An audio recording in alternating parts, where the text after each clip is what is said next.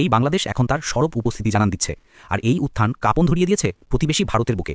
একদিকে যখন জাতিসংঘের সর্বোচ্চ পদে বাংলাদেশের অন্তর্বর্তী সরকারের প্রধান উপদেষ্টা প্রফেসর ডক্টর মোহাম্মদ ইউনুস এর নাম উচ্চারিত হচ্ছে, ঠিক সেই সময়টাতেই আবার ভারতের সবচেয়ে স্পর্শকাতর সীমান্তের কাছে বাংলাদেশ এমন এক সামরিক স্থাপনা তৈরি করছে যা প্রধানমন্ত্রী মোদীর হৃৎপিণ্ডের স্পন্দনের সংখ্যাকে বাড়িয়ে দিয়েছে। ডক্টর মোহাম্মদ ইউনুসের নেতৃত্বে বাংলাদেশ কি তাহলে দক্ষিণ এশিয়ায় নতুন শক্তি হিসেবে অভিভূত হতে চলেছে? আর সেই ভয় কি নরেন্দ্র মোদী সরকার দিশেহারা হয়ে পড়েছে? জাতিসংঘের পরবর্তী মহাসচিব কে হচ্ছেন, এই নিয়ে বিশ্বজুড়ে যখন জল্পনা চলছে, তখন অপ্রত্যাশিতভাবে আলোচনায় উঠে এসেছে বাংলাদেশের অন্তর্বর্তী সরকারের প্রধান উপদেষ্টা এবং নোবেলজয়ী ডক্টর মোহাম্মদ ইউনুসের নাম। বর্তমান মহাসচিব আন্তোনিও গুতেরেজের মেয়াদ 2026 সালের 31শে ডিসেম্বরে শেষ হতে চলেছে। এর আগেই শুরু হয়েছে পরবর্তী মহাসচিব নির্বাচনের প্রক্রিয়া। যদিও এই পদের জন্য চিলির সাবেক প্রেসিডেন্ট মিশেল ব্যাশেলে, আর্জেন্টিনার রাফায়েল মারিয়ানো গ্রোসি এবং কোস্টারিকার রেবেকা গ্রিনস্প্যানের মতো হেভিওয়েট প্রার্থীদের নাম শোনা যাচ্ছে, কিন্তু গোপনে সবচেয়ে বেশি আলোড়ন সৃষ্টি করেছে প্রফেসর ডক্টর মোহাম্মদ ইউনুসের নাম।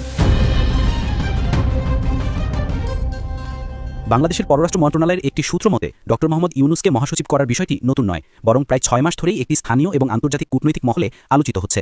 যদিও বাংলাদেশ সরকার আনুষ্ঠানিকভাবে এখনও কোনো ঘোষণা দেয়নি, তবে জাতিসংঘের সর্বশেষ সাধারণ পরিষদের অধিবেশনে বর্তমান মহাসচিব গুতেরেজের সাথে ডক্টর ইউনুসের বৈঠকের পর এই গুঞ্জন শক্তিশালী হয়েছে।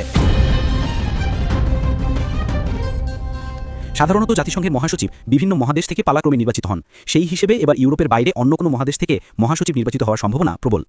যদিও আফ্রিকা মহাদেশের কথা বলা হচ্ছে, কিন্তু জাতিসংঘ প্রায়শই তার প্রথা ভেঙে বিশ্বের প্রয়োজন অনুযায়ী সিদ্ধান্ত নিয়ে থাকে।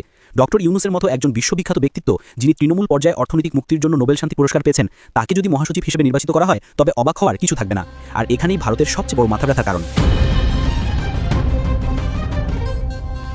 একবার ভাবুন তো, যেই বাংলাদেশকে ভারত সবসময় নিজেদের বলয়ের মধ্যে রাখতে চেয়েছে, সেই দেশের একজন নাগরিক যদি জাতিসংঘের সর্বোচ্চ পদে বসেন, তাহলে আন্তর্জাতিক অঙ্গনে বাংলাদেশের প্রভাব কোথায় গিয়ে দাঁড়াবে?